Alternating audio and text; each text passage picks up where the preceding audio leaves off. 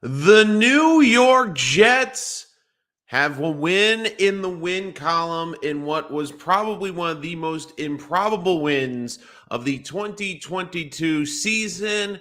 And for Robert Saleh, he took those receipts. Hello, everyone, and welcome to Rich Sports Talk. My apologies about yesterday. I could not be available after the game yesterday. I will definitely be available to do the live reaction right after the game on this Sunday. But again, for those of you joining us here today, I apologize. I was not there after the game yesterday. But man, the excitement I had, the excitement among Jet fans was palpable. And look, Jet fans had every right to enjoy this victory. And for the New York Jets, they did something that hasn't been done in 21 years. They overcame a 13-point deficit and under the final 2 minutes of the game. And it was such an intriguing game. There's a lot to get into. I'll talk about the things the Jets need to work on. But man, there was so much in this game. And let's be frank, I pretty much had my story with 5 minutes to go. It was what most people thought today would be. The Jets go on the road. The Jets play well for a bit, but the Jets ultimately lose out on a football game. But for Robert Saleh and the staff, an incredible come from behind victory. And the most ironic part about this whole discussion is arguably the two biggest plays of this entire game came from the two players that most Jet fans have written off and who most Jet fans probably wish were not on the team. That was Braden Mann and also Ashton Davis. And it was a good day for the 2020 draft class because Ashton Davis played one snap and got the game-clinching interception. And Braden Mann, I have to give Mann a lot of credit in this game because Mann, let's be honest, was potentially on his way out. The Jets were working punters this past week and had an unbelievable game. Couple of big punts inside the 20, and of course, the onside kick where the Jets were able to recover and pull off this victory. So there's so much to talk about with this Jet victory. There's a lot to discuss, a lot of good news. And look, for this coaching staff and for this organization, and more importantly, for this fan base, you finally have a great Monday in September, and you also there's a huge difference for this team. And it sounds kind of funny in the grand scheme of everything, but there really is a big difference for this team going to week 3 being 1-1 and 0-2. And what do I mean by that? It might not seem that significant on paper, but when you really think about it, the whole narrative would have changed around this franchise. Let's say the Jets don't pull off this victory. Let's say that the Jets finish this game, lose by double digits on the road. You know what would be discussed. Saleh was talking about taking receipts, and the Jets lose by double digits on the road. The Jets are 0-2 going in to play the Bengals. But more importantly, there's this narrative around the Jets too, where you see the losing streak, and it was talked about ad nauseum how the Jets hadn't won a game in September, how they haven't won a September game since Sam Darnold defeated the Lions on Monday Night Football, how the streak just seemingly would never end. But that discussion point has now been put to bed with this victory. And let's also be honest too, this victory is a good thing for Zach Wilson, because the worst thing for Zach would have been coming back to a winless team and having even more pressure be put on him. And also with Zach, there's a chance he could play in week 3. We don't know the timeline around Zach right now, but Zach was it was out there in the pregame. Zach was working on the field. Zach was throwing the ball around, looked healthy. And look, if he gets a full week of practice this week, I don't see any excuse of why Zach Wilson should not be on the field and should not be playing the 0-2 Bengals now in what could be a highly entertaining game at MetLife. And let's be honest, the Jets, they have a shot in this game. The Bengals have not looked good. Something is off with the Bengals. I have a bit of a theory about that, but I will get to that in a little bit. So let's focus on the good news in this game. And the good news for this Jet team is there are certain games and certain wins that define regimes and also are culture changers. And to me, this could be a game that is a major culture changer and a game that Robert Saleh really needed as a head coach. Because when you are trying to change the culture, you need springboard moments and moments that prove that you can overcome adversity and moments that you can prove that your team can come up big.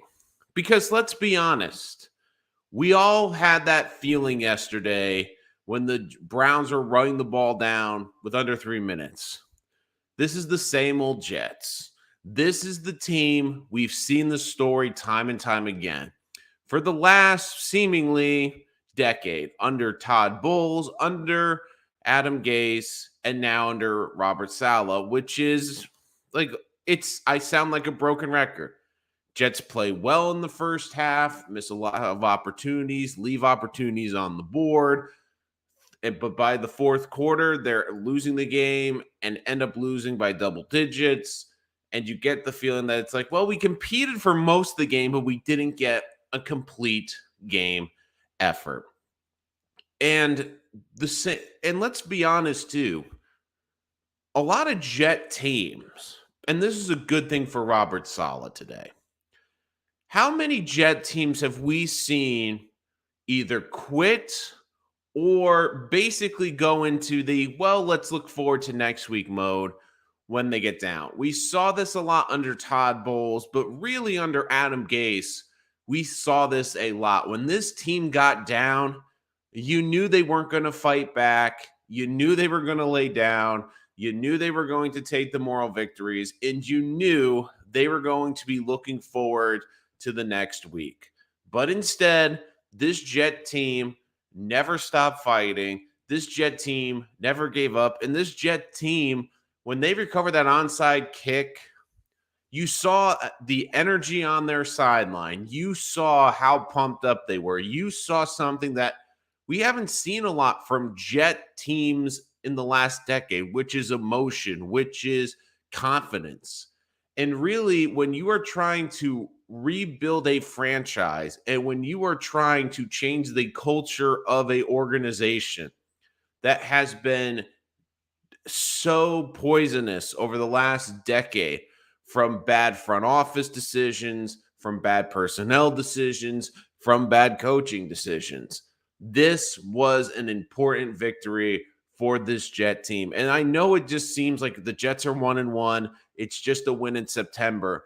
But so many narratives were buried in this game, and so many narratives that in the past had gone against Jets. The way the Browns lost that game, that was something the Jets felt like the Jets would do.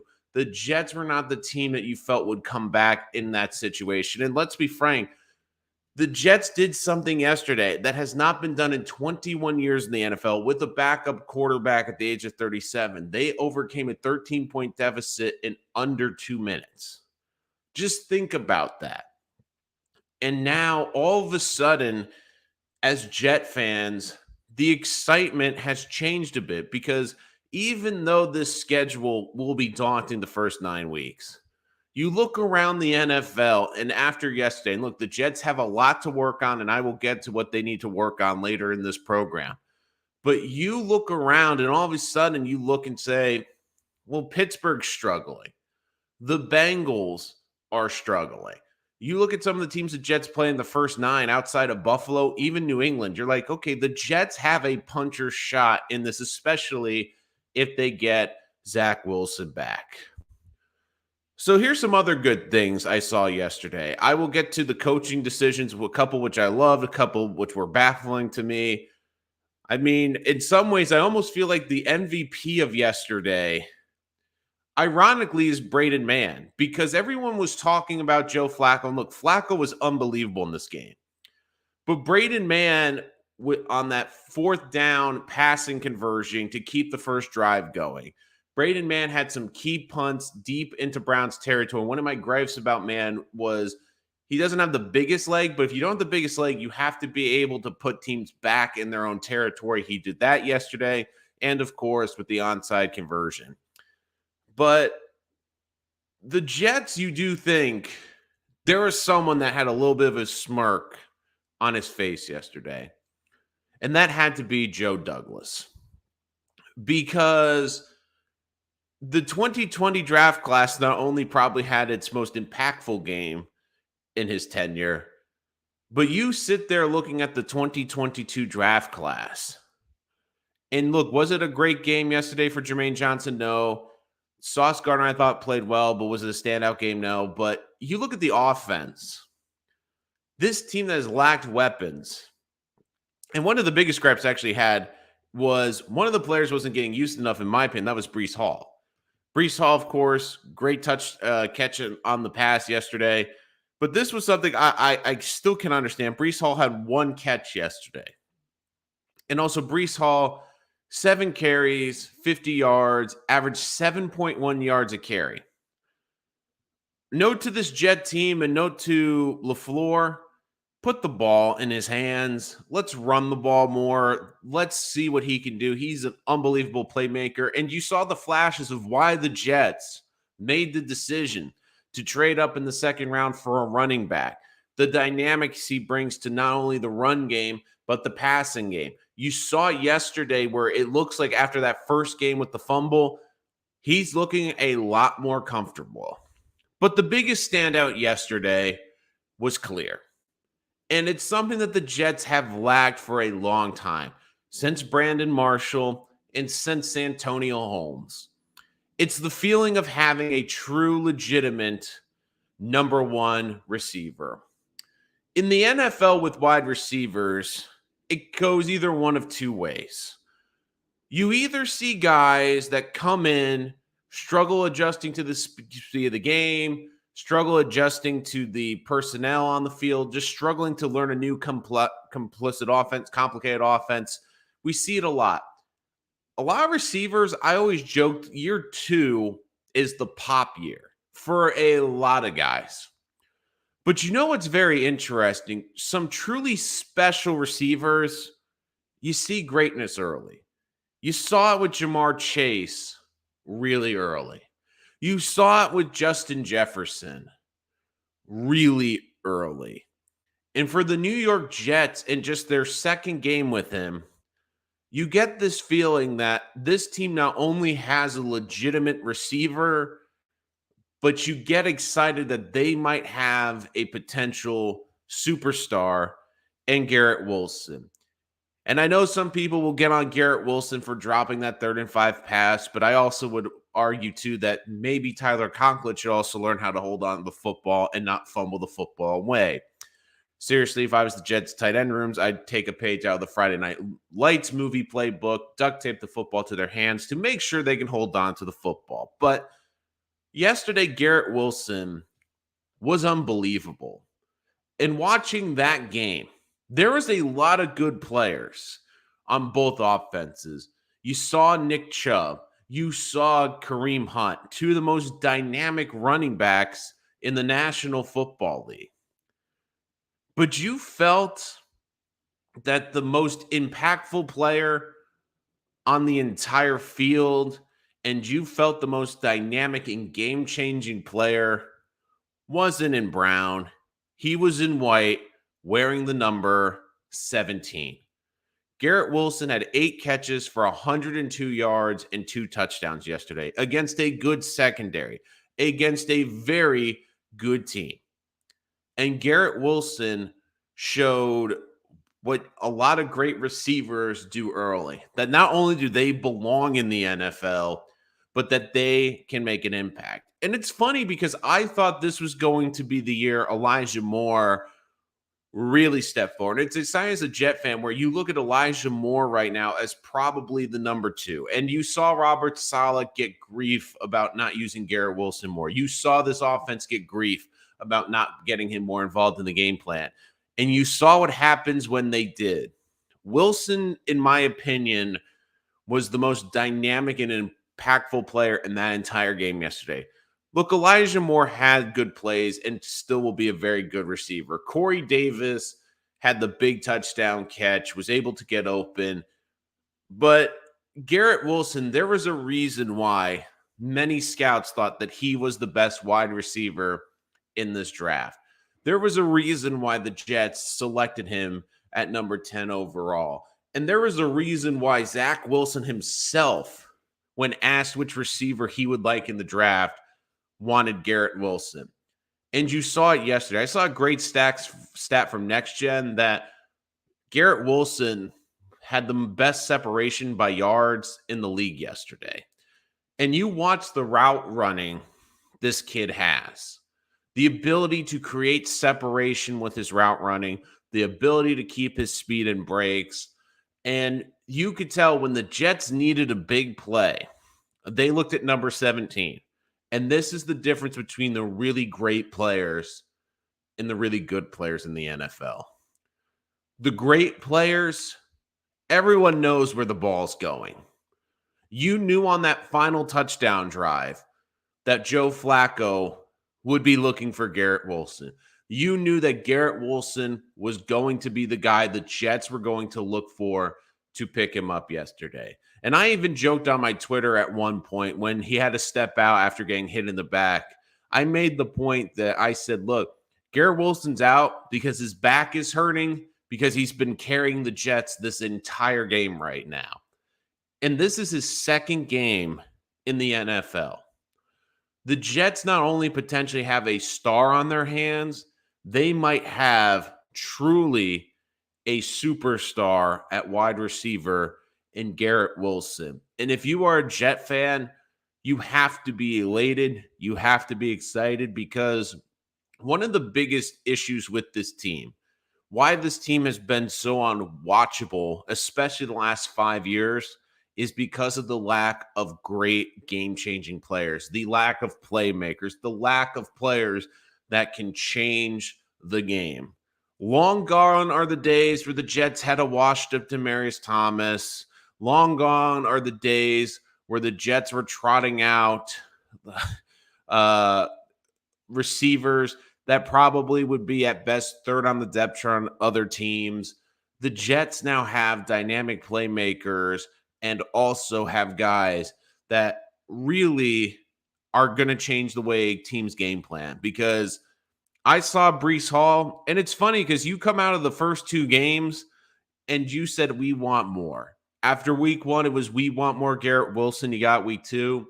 For me, after week two, my thought process, I want to see more Breece Hall. And again, guys, if you're joining us after this live stream, make sure you put your questions in the comment section. I'll make sure to answer them in the next video. But let us get to the questions and your live comments. Eat your crow. Flacco with his fourth quarter clutch when you need him the most. Thank goodness our defense didn't let him down and choke like the Broncos did 3 times. Spin Max Dave, hi Rich, nice talking to you after an amazing Jet win. It absolutely is. And really for the first time in September, Jet fans can walk around with pride. They can wear their Jets colors on a Monday. They can wear their Jets jerseys. Man, especially if you're wearing a Garrett Wilson jersey today, you know people are going to say, man, that guy looks pretty good. So it is an exciting day for the Jets. Spin Max Dave, also we have 2 number 1 receivers with Elijah Moore. I think Elijah Moore is a very good receiver, but Garrett Wilson just looks different, man. James Polini with a good question. And hello, James. I think you're new to the channel. I don't remember seeing you in the chat a lot. If I have talked to you before, I apologize. But if you're new to the channel, thank you for joining us.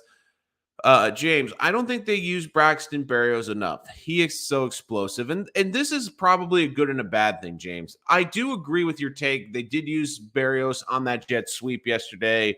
I'm looking at right now. Berrios, I don't believe had a catch. I do think they just used him in the running game. Yes, they used him for 2 carries for 22 yards. But this is almost a good thing to have, James. And I don't know if you agree or disagree with me, James, but in some regards, like this is a good thing because it shows that the Jets have a lot of playmakers and a lot of mouths to feed. And if our biggest gripe today is the Jets didn't get enough people involved, it just shows you how different this team is right now and how much more talent there is on this team. Because you have a legitimate one in Garrett Wilson, you have Elijah Moore, you have Corey Davis, you have the tight ends, you have Brees Hall, you have Michael Carter. I mean, think about it. Like yesterday, the running backs, Hall only got 2 touches in the second half, which blew my mind. But I mean, the running backs, Michael Carter and Brees Hall combined for 14 carries. Personally, I think they need to be up around 22 carries. But I did like how they used Braxton Berrios in the Jets sweep game. But look, yesterday they kept feeding the hot hand, and it was Garrett Wilson. I mean, 8 catches, 102 yards.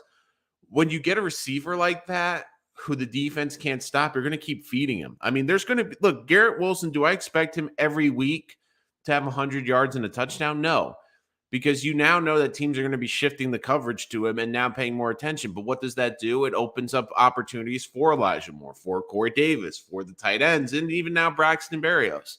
And let's be honest, the Jets usually come out for the majority of their staffs with 3 wide receivers. And right now, Berrios is in that rotation, but it's a long season. You're probably going to see Berrios get certain playing time. Look, they love Berrios. And when Zach gets back, you know Zach loves using Braxton. So I do think he's going to get utilized too. Captain K Techno, we spent years drafting D tackles instead of weapons. I think the hope was the D tackles would be weapons. But yeah, that is part of it too. And I know a lot of people get on Joe Douglas. A lot of Jet fans don't necessarily love Joe Douglas, but look, when he started the build process, he went with a lot of offensive line. He has certain values, and you've seen the values with Joe have been trench play and weapons. And really, that's what the great teams in the NFL have right now. He doesn't over prioritize safety, he doesn't over prioritize linebackers. The Jets, one of the reasons the Jets have been bad for so long is because they were prioritizing the wrong position. Like, look, I don't mind them drafting great defensive players. I don't care where they're drafted from. But when you do it every single year, because I remember, like, because I don't know if it was consecutive drafts, but it almost felt like it, because you had Muhammad Wilkerson, then you had I know my memory's fading a little bit. So you had Mo, you had Sheldon Richardson, you had Leonard Williams, and then you had Quentin Coples in there too. So you've drafted, I think it was like 4 or 5 years they drafted defensive lineman early. And look, unless your defensive line turns into the sack exchange, you basically need to draft other positions. And it's funny too. Like, look, get the weapons, help your young quarterback before you improve the defensive line. Because look, it's all about it's all about your quarterback play now. Are you worried about Wilson coming back, trying to do too much and ruining momentum? Lee, that's a really great question. A part of me does worry that Wilson's going to try to do too much, but I also think that this offense has shown, especially with Flacco, that you don't need to do a lot because you have a lot of talented receivers and receivers that can make plays with the football after the ball's in their hands. And I think that if you look at the film, even yesterday, though Joe played well, he missed a lot of open wide receivers. And also they're limited with Joe because he has to stay in the pocket. With Zach, you can get him outside the pocket. You can have him move his feet. You can buy time for these guys to get open down the field. So I do understand that with some Jet fans are worried because also Zach's had the accuracy issue problems. But this has to be like last year. Like, this has to be a learning curve for Zach, where you watch the way the offense is constructed. You don't need to throw the ball 4 yards down the field. What you could just do is what Flacco did, a check down to Brees Hall, who takes it in 10 yards for the score. You don't need to throw the ball down the field. I mean, Flacco didn't really attack down the field a lot. And when he did, it was usually about 15 yards. It wasn't like 30-yard bombs. The biggest play was the Corey Davis one, but that was a busted coverage. Rob Broadhead, loving Max Mitchell, well, looking like he could be a steal. And look, Rob, I do like Max. I think he was getting unfairly criticized yesterday. I mean, he did allow the fumble, the sack fumble against Flacco, but I kept putting on Twitter yesterday defending Max Mitchell, saying, "Why in God's name are you having Max Mitchell one on one with with Myles Garrett?" And the Jets finally learned. Myles Garrett also got injured, which helped too. But the Jets made that adjustment. It felt way too late and kind of obvious early that, look, if you're going to have Mitchell over on Garrett, you're going to need him either tight end for help or you're going to need a back to chip. But I thought Mitchell held up pretty well. The offensive line, I thought, played a lot better yesterday. I thought Fant had a good bounce back game. Laken Tomlinson looked pretty decent. I'm still waiting on the PFF grades, which aren't the most accurate in the world, but let's see. According to PFF, let's see. I mean, the clean pocket yesterday was a lot different for Flacco. 18 of 30, 166 yards. Fant allowed the most of the group yesterday, 14 pressures against the Brown, 5. But I will say that a lot of those fans came against, of course, against a great pass rusher in Myles Garrett. So, look, I think the PFF grade isn't the greatest. And look, Fant, you can tell, still getting used to it. But I did think the Jets also got screwed on that one holding penalty on Fant, which was like a ghost penalty, which I never got. But I thought the Jets' offensive line played better. I have to look this up. This might be the first time Jets history they had a successful fake punt and onside kick in the same game. I mean, don't discount Mike Westhoff. I think the Jets special teams have historically been pretty good. I know the kicking game has hurt them, but they've always seemed to have good returners, and they've always been good and buttoned up in the special teams, which has been surprising why they struggled so much in the first game and over the last couple ones. Let's see. If you told me Flacco would have 600 yards, 5 Ds, and 1 interception, I was on for 2 weeks ago. I think absolutely. Look, a lot of it is, and Adam, I think it's a little misleading because let's be honest, the garbage yards against the Ravens and the touchdown were kind of garbage time. So he stat pad last week, but look, played well yesterday. And look, this is a good day for Saleh. It's a good day for this organization because a lot of their convictions were proved true. Why this team drafted Garrett Wilson at number 10. Why this team felt like with this offense that they had special players with Davis. Why they selected Breece Hall in the second round while there was other holes on this team. And why they kept Joe Flacco. And let's be honest, we're saying Joe Flacco could be a starting quarterback in this league. And you looked around yesterday, around the league in the NFL, like Joe Flacco played very well. And it's surprising because now the NFL, we're seeing a lot of backups getting action. Cooper Rush with a big win with the Cowboys. Now we see Jimmy Garoppolo's back in San Francisco with the 49ers. I mean, we've seen some quarterbacks go down. And look, Joe Flacco, I give Joe a lot of credit. I was on Flacco a lot last week. I thought Flacco played horrible last week. But I have to give credit where credit is due. Joe had a good bounce back. Now, again, Flacco missed a couple of really wide open shots. I believe it was the second quarter where they were in goal, went after Garrett Wilson twice, but Garrett Wilson had a step on the defender, but Flacco threw behind him. So while Flacco was good, I don't think Flacco was perfect. But again, led unbelievable drives, came up clutch when they needed to. Let's see. Hey, Rich, for Aunt Georgia. Nice to meet you, Aunt Georgia. Anyway, this 2022 draft is turning out to be the best in recent memory. Sauce, Wilson, and Hall standing out. Well, it's not just them, too. And I mean, Michael Clemens, I think, will be a good player. Had the killer pass, the roughing the passer yesterday, but he's looked impressive. You got Max Mitchell in the 4th round. I mean, we know about the big 4 that the Jets drafted, but look, I still think that the back 3 in that with Rucker was his first game yesterday. He had the drop pass, but I did feel like he showed some flashes and blocked well. I think he's got a lot of the great tools to be a very good tight end in this league. But more importantly, the fourth round. I mean, Michael Clemens is getting significant playing time and snaps early in his career, and even Max Mitchell. I mean, he's been thrown into action, and look, he's been serviceable at right tackle. So far this season, which is not great, is Fant has looked like the more questionable tackle.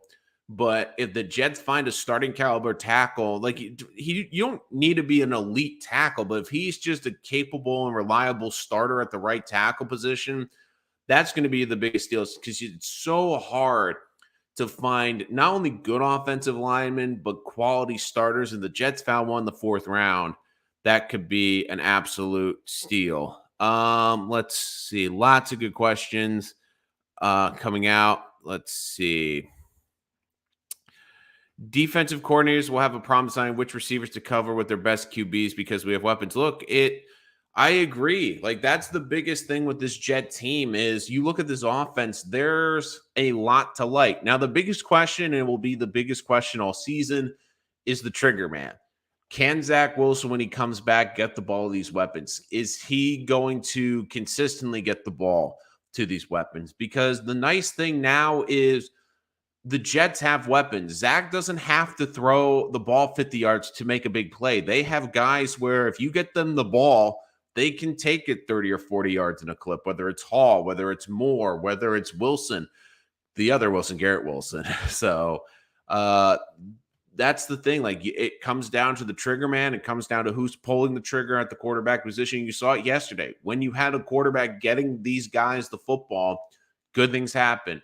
Breece Hall, Garrett Wilson. And it's exciting because even though there's a question around the quarterback still with Zach, you feel confident now that this team, that they have a good nucleus. They have talented players. They have playmakers at key positions. And not only playmakers, very young playmakers. And now the big thing with the Jets, and I've talked about this on the show, especially with the draft, wide receivers, I do think you're going to see the market come down a bit, but it's clear that now you have to pay receivers. And I've made this point a lot on this channel, which is I believe that wide receivers are going to become the next quarterback or are going to be treated like quarterbacks in the market. And what do I mean by that?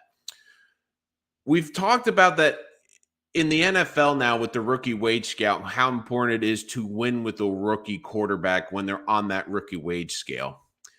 I would also argue, too, that a lot of teams, I believe, are going to look for the draft, and you saw it this year with the record amount of receivers that went in the first round. Teams are seeing how much the really great wide receivers are getting paid. And look, if you have a legitimate top 5 or 10 receiver, pay that receiver. But the NFL is also realizing the draft is giving you great receivers every year, dynamic receivers every year, playmaking wide receivers every year.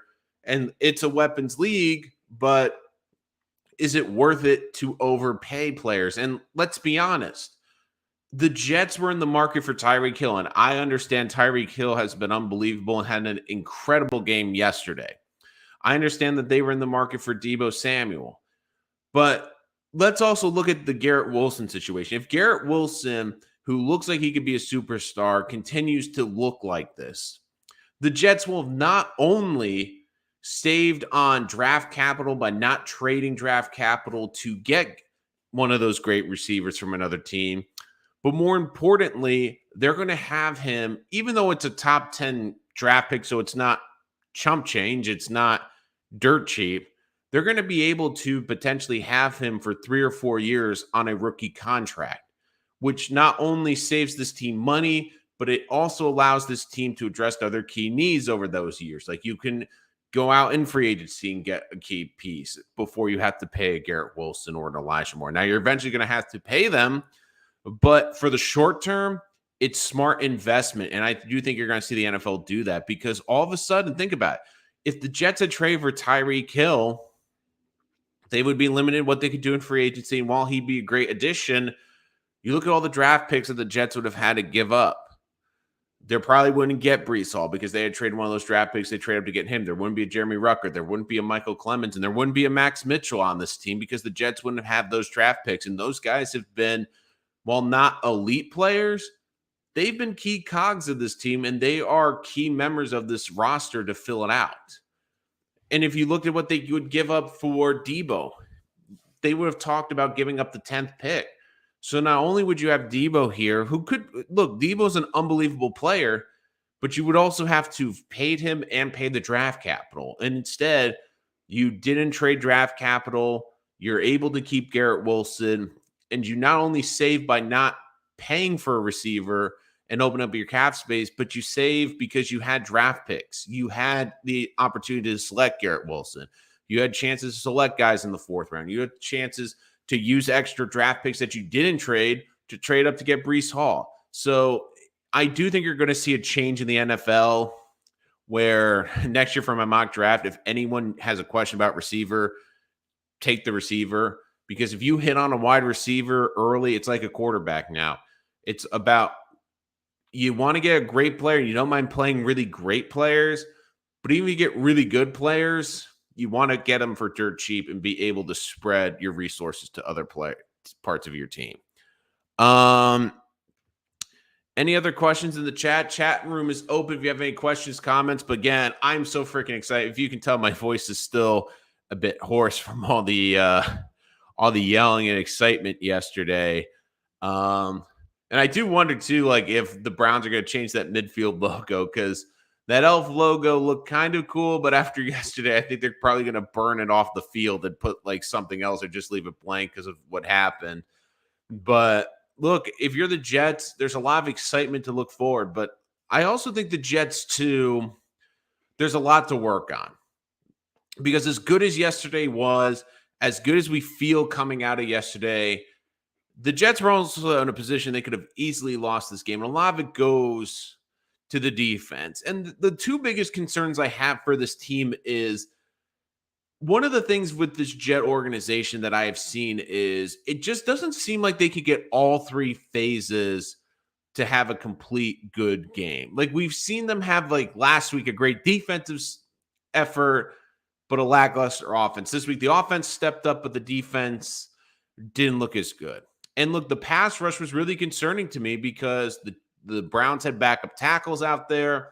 And look, I give Lawson credit because he had probably the most clutch sack of the season, but the Jets' pass rush was very limited. And it was frustrating too because you knew like the Jets were going to feed Garrett Wilson. You knew they were going to feed Amari Cooper. And it was frustrating because I understand you didn't maybe want to put sauce on Cooper for a second game.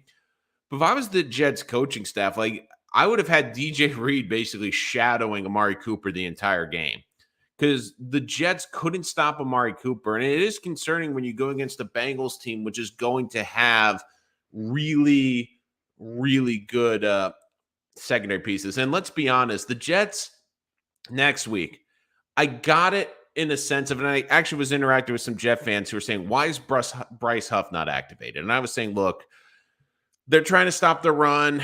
They're trying to get extra personnel in there to stop the run. It didn't do much good, but that's what their go-to was. But look, Huff has to play next week. It's clear that this Jet team needs an addition on pass rush. And look, Huff maybe not an elite pass rusher, but it's clear he's one of the most dynamic pass rushers on this team, especially coming off the edge. Probably their best pure speed rusher.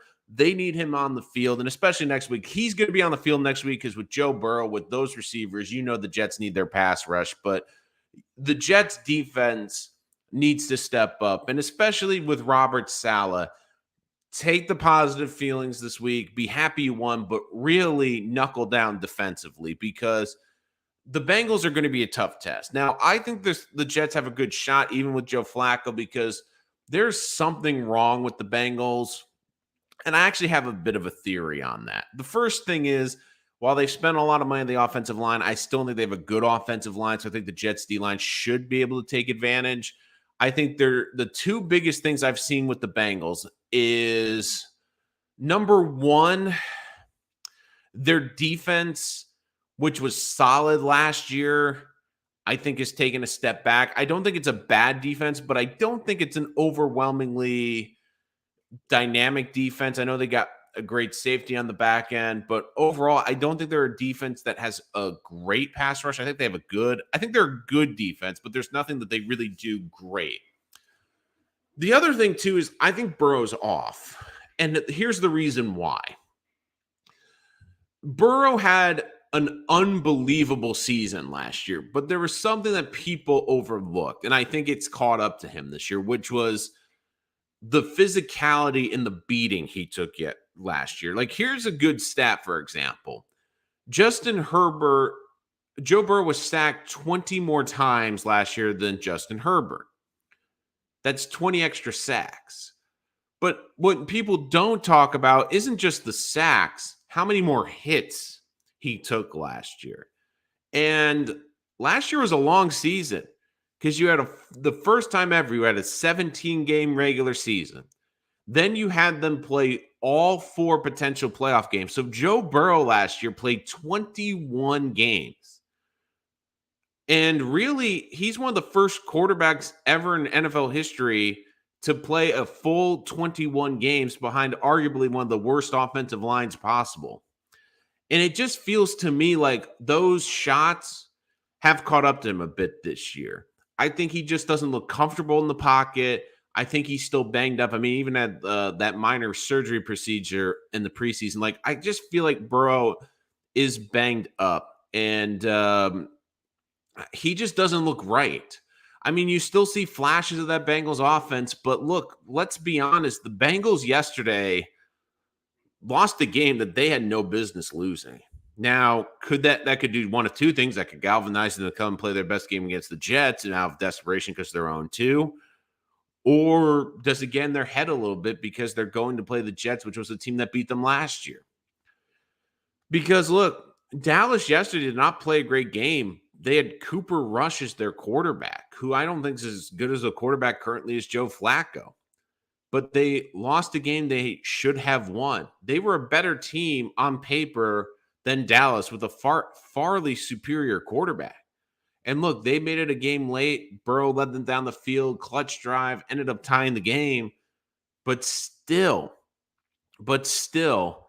and Jacob Cooper, great question. I just talked about this a little bit, but concerns with the pass rush. Jermaine Johnson's been a big disappointment. Hope he and Lawson can show up. I disagree. I think Johnson had a good first game. They didn't utilize him as much yesterday, which was disappointing. Lawson was disappointing. He did have the clutch sack, so he had an opportune sack yesterday. But look, yeah, this pass rush is concerning. And I think one of the big reasons why is because the first 2 games they haven't had Bryce Huff out there. I think Huff is a key cog. And look, he's not going to be an every down impactful player, but it's clear he's this team's probably best pure speed rusher and getting him out on the field. And look, let's be honest.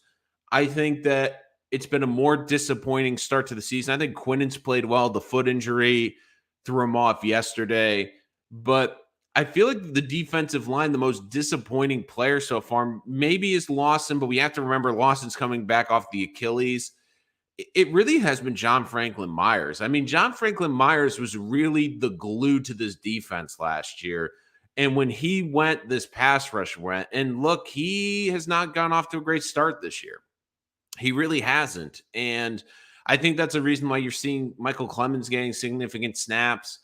But look, this pass rush has got to get going. And the Bengals are a good matchup for this team. Now, the Browns, I will say, even though they had backup offensive lines, they still have a good offensive line, especially on the interior. But I do want to see Jermaine Johnson get more snaps. I mean, there's a reason why you took them early. And while I do know the Jets feel he's more of a project than the other rookies, and he still has great upside, I do want to see him get more snaps. But look, Bryce Huff has to be on the field next week. The Jets need to utilize this pass rush. And look, I get why they had 5 safeties dressed yesterday. The guy speculated before the game, you saw that they would drop an extra in the box like a hybrid linebacker. But, I mean, they have to learn how to use the safeties. Tony Adams, I felt bad because everyone was picking on him. But, look, you're asking an undrafted free agent to guard Amari Cooper, one of the best route runners in the game. So, where's Uzama? He's been a little bit banged up. I'm trying to remember if he was active yesterday. Another one from Ant from Georgia. Hopefully the weather's good down there. It's really crummy up here in the Northeast today. Do you think Mims will ever see the field again? If not, are the Jets looking for a trade? I think this is a faceted question for Ant. So, do I think the Jets, let me start at the back end. Do I think the Jets are actively looking? I don't think that they're actively looking, but they've made it clear that they want a fourth round pick. Like they've had the Panthers call. Who's the other team that called? It was the Panthers. I don't think it was the Falcons. I think there was a report. There was like two or three teams that called. Connor Hughes had it. But the Jets want a fourth round pick for Mims, which was too high of an asking price. Oh, the Cowboys were one of the other teams. And look, I know Mims isn't going to like it, but the Jets look at him as legitimate insurance policy because let's be honest, as great as Elijah Moore was last year, he also missed games. As good as Corey Davis has looked early in this season, he missed games last year. So the Jets still have 15 more games this season. If the Jets don't feel that they're getting fair draft compensation, then they're going to hold on to Mims. And while it sucks for Mims, and I understand he wants to play, we're seeing why he's not playing. You feel like you have something special with the receivers out there. You see really special in Moore. You see really special in Wilson's. And look, Corey Davis, like, again, I don't think you've seen flashes of greatness, but you see that there's a reason why he was a top pick in the draft. And you see, okay, he might not be a 1, but he's a solid 2, and he is a capable starter in the NFL. And that's even before we get to Braxton, who even earlier in this video, people were, and thanks, Jacob. I thought CJ was out yesterday. I just didn't want to put my foot in my mouth.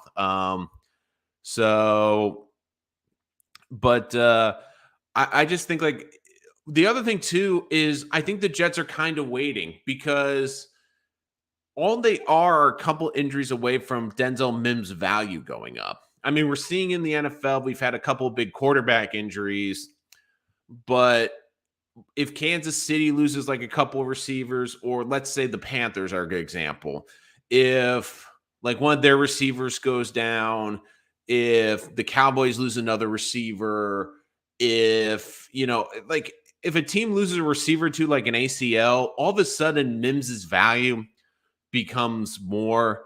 And teams around the trade deadline also might look at a situation going, well, we're out of it at this point. We have extra draft capital. Why don't we look at the last half of the season? We'll take a Sean Denzel Mims. We'll put him out there. We're not going anywhere, but we might as well see if we can find some talent here. Because if Mims works, then we don't have to address receiver in the draft. So there's a lot to discuss with that. So great question, Ant. Really love your questions today. Thank you so much, and keep bringing them. When I see Aiden Hutchinson, this is an interesting one from Jake Cooper. It disappointed me. As many had Jermaine as top pass rusher in the class. I'm concerned with JJ and hope he can get right. Jacob, that's a good question. Like, look, Aiden Hutchinson, I felt Jermaine Johnson, like when people say he was the best pass rusher in the class, that did raise an eyebrow for me. I felt Jermaine Johnson deserved to be in the discussion as one of the better pass rushers in the class. Personally, I thought Aiden was the best. I know everyone loved Kayvon. I know Travon Walker got a lot of love, but I never got why. I still think Aiden should have been the number 1 pick. I loved his makeup. And the biggest thing I loved about Aiden Hutchinson wasn't just the ability. Look, you can make the argument Trayvon and Kayvon, maybe they were a little bit faster. Maybe they had a little bit more of an electric step. Maybe they had a little bit more wiggle. But when I watched the Aiden Hutchinson tape, the kid never took a freaking snap off. And really in the NFL, like one of the reasons J.J. Watt and the Bosa brothers have been great and why they get so many sacks isn't necessarily because they let's be honest, they've God-given talent, they're freak athletes. But they get so many of those stats and make such an impact because of their effort. Every single snap, they're bringing and going 130 miles an hour. And that's how I watch Aiden Hutchinson. I'm like, look, he might not be the fastest guy off the edge, but every single snap, he's going to bring 1,000% effort. So I never understood why Hutchinson Wasn't the number one pick. In some ways, I was praying the Jets would get him. But look, after Hutchinson, I think Jermaine was close. Like, I think Jermaine isn't as far back as some of those other guys. Like, I think the Jermaine, like Kayvon and Travon Walker, I just think are a little bit better athletes and bring a little bit more dynamics to the table. But look, Jermaine Johnson also, we have to remember, like, he needs some cleaning up on the technique. I did love the speed. And look, you saw the flashes in the first game. To me, for Johnson, I understand he's a bit older of a prospect, but I do think that he has a higher ceiling. And for pass rushers, too, it is harder. Like, I was talking about wide receivers with the adjustments. Like, it's easy to see great, but you see a lot of receivers pop in year two once they get comfortable with the speed of the game and once they get up to speed. And I think you could see Johnson. I think Johnson's going to have an impact on this team, but I do think longer term, he's going to have a longer impact. And look, I've said this about Johnson too. The reason I liked him was not necessarily that he was going to be an elite sack artist, but he was a really good run defender, played the run really well. And when you see him out there, he does play the run really well. Like, he, to me, is a 3-down defensive end. Where even guys like Kayvon, yeah, more dynamic in the pass rush game, but I do worry, and I'm curious to see how the Giants implement him on running downs where Johnson doesn't have to come off the field. Jacob Cooper would love to see Mims in Chicago. Look, Chicago would be an interesting place. Like, I've said Chicago, like, I kept teasing the Tevin Jenkins trade. I don't think that they're going to give up Jenkins now, but Chicago, I think, would be an interesting place because, I mean, let's be honest. I think Fields has actually played pretty well for the Bears, like, despite everything he has to work with.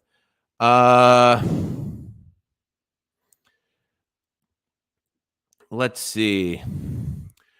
Captain Techno with a good comment. Sauce needs good free safety alongside him. Yeah, like, I would say Joyner had another rough game. Like, I'm getting to the point now where I kind of want to see Parks, and I know Jet fans would hate to hear me say this, but I would like to see what maybe even Ashton Davis could do, because Joyner was one Jet that really needed a good second week and cleaned it up. And you saw the miscommunication between him and Sauce. And look, I understand Sauce is a rookie, but it's clear that Sauce didn't have his best game, but still was dynamic, had good coverage yesterday. I think Sauce had a good game. And look, there's going to be up and down games, especially with these rookies. Like, it's going to be hard. Like, even Garrett Wilson, despite how great he was yesterday, they're still rookies. You're going to see them have struggles, especially, I think, once we get to November, that rookie wall. Because don't forget, too, college football, they only play 12 games. Then they have that break. Then they play like the playoff games. They get like a month off. When we get around games 10, 11, 12, 13, that rookie wall, I think, will be really interesting to see how they are impacted. But the other nice thing I see the Jets do, they're constantly rotating guys out to keep them fresh. So, yeah. Great response. We were starving for elite pass rusher on the edge. Yeah, I think every team is, but I do think the Jets have a lot of good edges. They just need to continue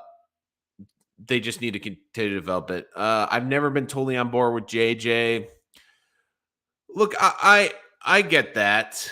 I understand that people aren't loving JJ. I think Jermaine Johnson is going to be. This is what I project Jermaine Johnson to be. And let's be frank. Like, do I think Jermaine Johnson was a top 10 pick? No. Do I think where he went in the draft, like the teens to the 20s, is a great spot for the Jets and great value? Yes. Because for Johnson, I see Johnson as a defensive end that will be a good defensive end, will probably be capped off. Maybe his best years, he gets 11 or 12 sacks. I think he's an 8 to 10 sack guy. And I know while that's not sexy for a defensive end, the reason I loved him, he was a great run defender, and he's a 3-down player where you can play him every single down. And he also can play multiple positions on that D front. So, and let's be honest, like, we have to see what Kayvon can do, but really outside of those two elite edge rushers in this draft, like, there were still questions. Even with them, there were still questions about what they could do. And it's so hard to find really a truly great elite edge rusher.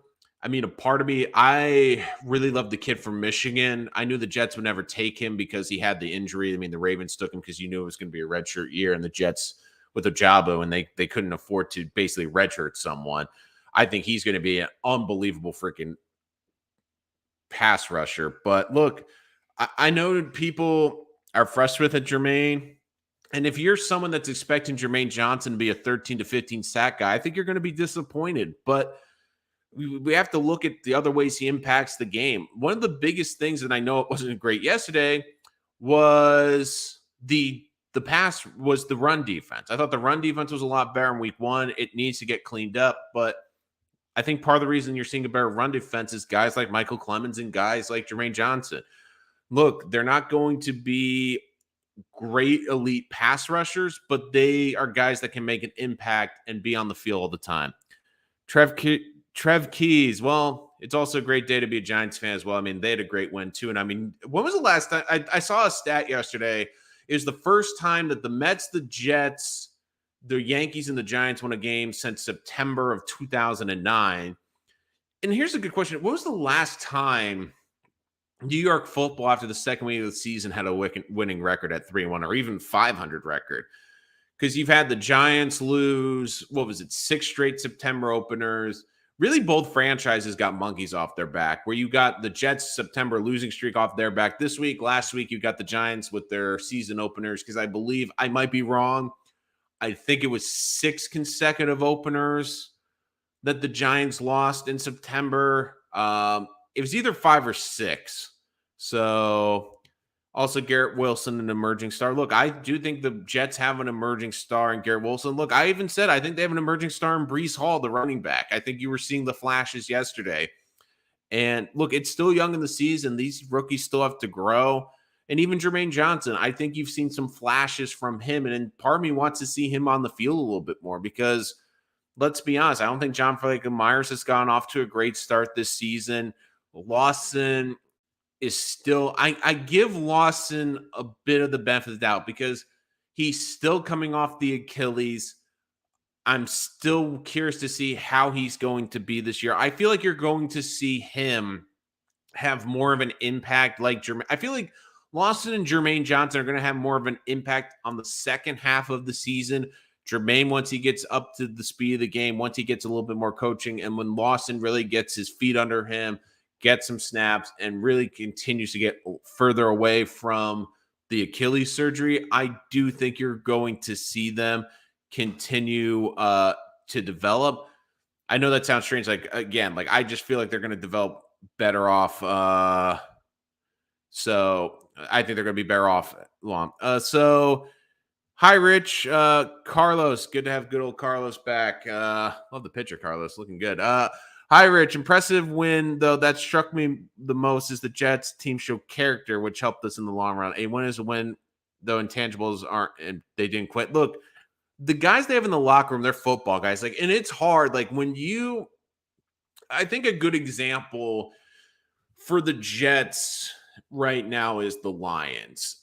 When you look at both of these teams, what has been the biggest thing for both teams? Yes, they've gotten coaches that are loud. I think that Dan Campbell's more of a speecher, and that can come off a little bit the wrong way sometimes, but they got motivational coaches. That's one thing. They got teachers that are coaches. That are one thing. But the biggest difference between these teams and why I feel both fan bases feel positive about both. And look, I think the Lions are a little bit ahead just because of the quarterback situation. Look, Goff is a starting quarterback in this league. Will he ever be a top 10? No, but he's probably that 16 to 11 range. But the biggest thing is getting people in your building to change the culture. It's the players to change the culture. I mean, guys like an Aiden Hutchinson in Detroit, guys that Amon St. Brown, guys that work their asses off, and guys that this is all that's been about. And look, for the Jets, and I think also the Giants, I think you're seeing them transition to players that football comes first. And especially in New York, that is incredibly important, because in New York, if you get any tangible success, it is very easy to get lost in that. And you need people that, yes, they'll enjoy the endorsements. Yes, they'll enjoy the celebrity life in New York. But you need guys that are going to continue to grind even with success. And I think a great example for the Jets is Sauce Gardner. Think about Sauce. How many endorsements did Sauce get as a New York Jet? I mean, for God's sakes, these guys owned Sauce at Buffalo Wild Wings before he even played a single snap with the New York Jets. But you see how much he cares. You see how much he puts in. You see the work he puts in. Like, yes, he loves the Sauce, what the name Sauce brings him. Yes, he loves the endorsements, but you can tell he cares about football. Football is what comes first. Garrett Wilson, like all these guys, like the character, especially has been true. Like even in the first Joe Douglas draft, the 2020 draft, they did look at character a lot. Now, I think after that first draft, they doubled down on really focusing on grinders, guys that are going to come into the building and work hard because look, they understand that this is going to be a process. And the way they are addressing it is by getting people who want to be hard workers. And a lot of this has to do with the culture. And like you said, Carlos, previous Jet teams would have been looking forward to week 3. Previous Jet teams would have already been thinking about getting on that plane, already game playing in their head about the Bengals. But this Jet team didn't do that.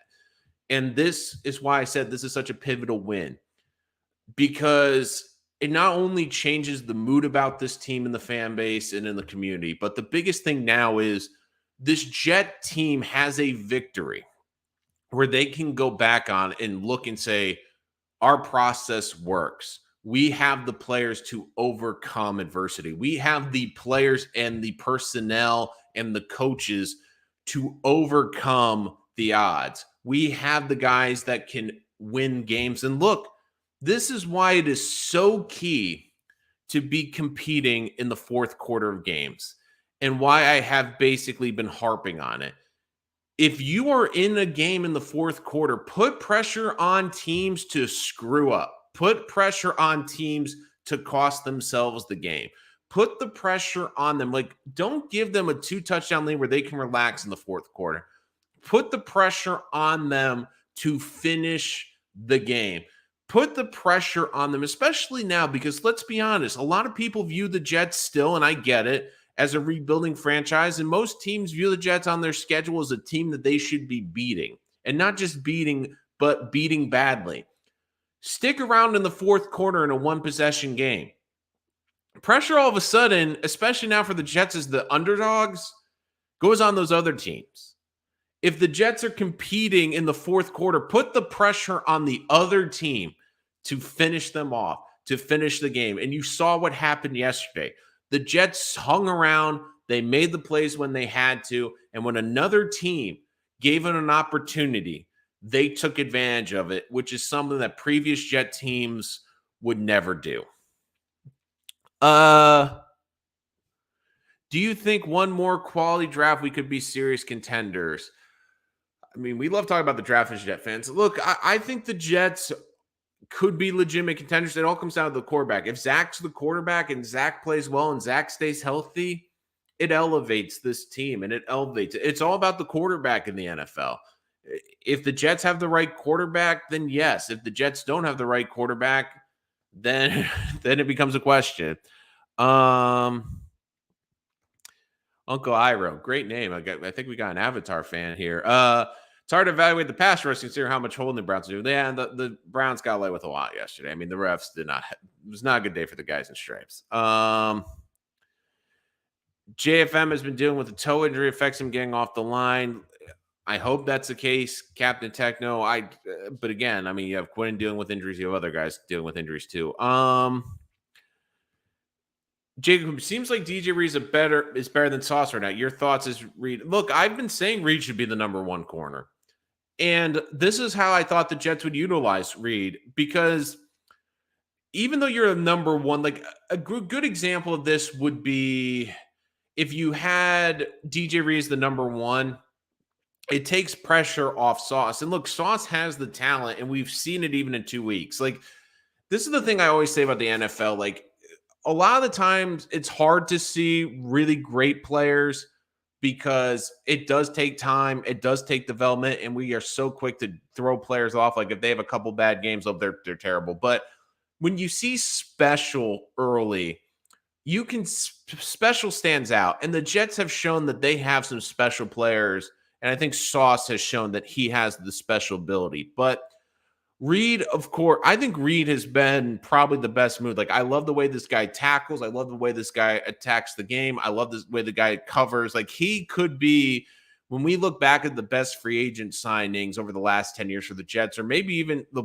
best free agent signings of last year's class, I mean, DJ Reed probably has to be up near the top. And look, Reed, it takes pressure off Sauce. Put him on a number 2, make him more comfortable. And I think what you're going to see too is, as good as Reed is, one of the limitations will be his size. Against a guy like Cooper yesterday, who's a bigger receiver, but not overly big, I think it works. What's going to be interesting to see how they implement Sauce, and you saw it a bit in game 1 where they had him against Mark Andrews because of the size and the tight end. We see some teams with great tight ends use them as a receiver. So, for example, the Patriots, I don't think, have really a dynamic receiving core, but could you see Sauce on like a Hunter Henry because of that size he brings to the table, because he has the length to play with the tight end? Other great tight ends, I'm trying to think. Now, I don't think you'd see against the Dolphins because you have so many receivers, but no, I agree too. And the other thing too is, like, you want to take away the coverage. And I think Sauce has proven he's good enough in coverage where, like, if you have a really dynamic number 1, like let's say Stephon Diggs, could the Jets then shade the cover with Reed and a safety over to Diggs and put Sauce one-on-one with the Bills number 2 receiver, and you feel comfortable without help? I would feel comfortable doing that. So really good question, observation, Jacob. Let's see. You knew this was coming. Jets receipts comment launched this new Jets. Yeah, that was the thing with the receipts comment. That's why I was so hard on Saul. I'm like, look, you better back it up this week, because if you don't, you know it's going to be a headline. And look, the team, you give them credit. They responded for him. They played well for him. And I said at the time, like, look, coach, you've won 4 games as a head coach in 18 tries. Like, you better show something. I understand you're a backup quarterback. I understand you're limited, but they need to show up. Yeah, Trevor brings up a great point. The only way Jets successful will rely on the health and arms. Well, but that goes to every quarterback. You need a healthy quarterback. You need great quarterback play. Like the way the rules are in the NFL now, it all comes down to the quarterback. It's either you have a quarterback or you don't.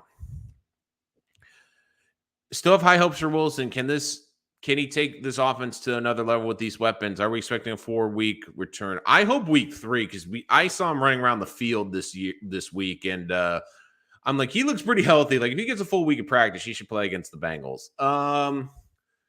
I still have high hopes. I still love Zach's talent, but the one thing that I don't think we can ignore, and the one thing I am concerned about, is his health. If he starts all 14 games or all the rest of the games this season, I'll feel a lot better. But I do think that has to enter the back of your mind, even if Zach, and I said this when he got injured, even if Zach plays great, even if Zach looks like he could be a top 10 quarterback by the end of the season, you feel like he's your guy, there's still going to be this prevailing thought in your back of your mind. I'm not trying to be negative, but that you will be concerned about his health. That, can he hold up? Can he sustain a full season? And I do think it's a legitimate question. And if he does get hurt again this year, I think it puts pressure on this Jets organization to figure out the quarterback position, because you can't rely on Zach Wilson to play a full season. And look, you need guys that can play full season. One of the reasons Mahomes, Herbert, like, we talk about how great they are, and Josh Allen, but one of the reasons they're great is they're on the field every week.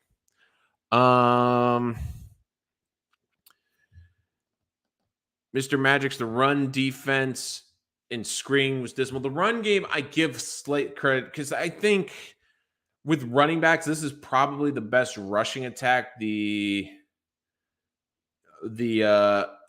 Jets will face all season, in terms of the 2-headed monster that they'll face in Cleveland. But no, the screen game is concerning, because, like, I thought the Jets with Quan Alexander, they've added more speed to this defense. And look, the thing with this defense is, especially when they're playing zone, is they are not giving up the big play. And Salah believes in this defense that the big thing is the Jets, and we've heard this phrase before, it's the bend don't break defense. It's the don't give up the big play defense. And the big problem with this is the Jets aren't afraid to give up big yards. So they will leave like the flats, they'll leave toward the sideline open because they don't want to get beat with the big play over the top. Now, yesterday, I think they could have been a little bit more aggressive because outside of Cooper, I don't think anyone was beating them over the top, and Brissett doesn't have the arm to beat you over the top. Now, next week, it'll be different with Jamar Chase, with T. Higgins.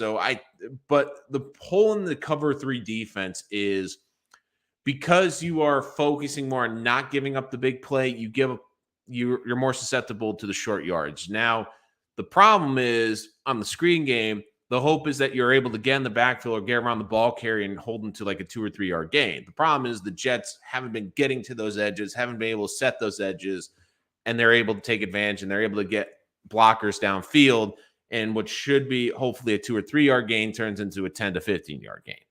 So it is something the Jets need to work on, but it is one of the holes in that defense. So, but of course, big game this upcoming week against the Bengals. Also for Jets history, as Nick Mangold is inducted into the Ring of Honor, one of my favorite Jets of all time. So I'm really excited to see that. Sal waving his receipts to a Jets victory. I mean, now we're playing Madden Trade Simulator, trade Chicago for Eddie Jackson. Look, the Bears aren't giving up Eddie Jackson. I mean, they're not. If you're trading Denzel Mims, it's going to be for a late draft pick, or like I've said, if you're trading for a player like that, like if you want Eddie Jackson, do you want to also throw in like Denzel in a third? I mean, that would be the only way that would happen. Like they're not trading Eddie Jackson. Look, the Bears love their defense, and they've hired a defensive coach, so they're not looking to give up any of their defensive players as well. But again, guys, chat's open. Again, huge victory for the Jets.